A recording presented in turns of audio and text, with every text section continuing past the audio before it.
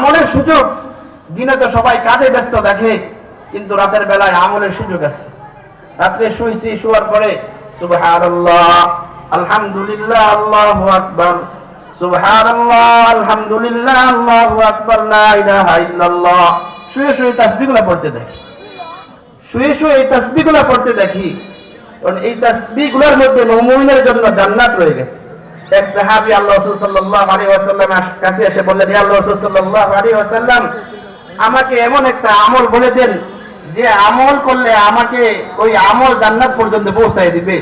তখন হুজুর সাল্লাল্লাহু আলাইহি ওয়াসাল্লাম ওই সাহাবীকে বললেন, তুমি তোমার জিহ্বাকে জিকির দ্বারা তরতাজা রাখো, তুমি বেশি বেশি পরিমাণ জিকির করো, আর ওই জিকির তোমাকে জান্নাত পর্যন্ত পৌঁছাইয়ে দিবে। সুবহানাল্লাহ।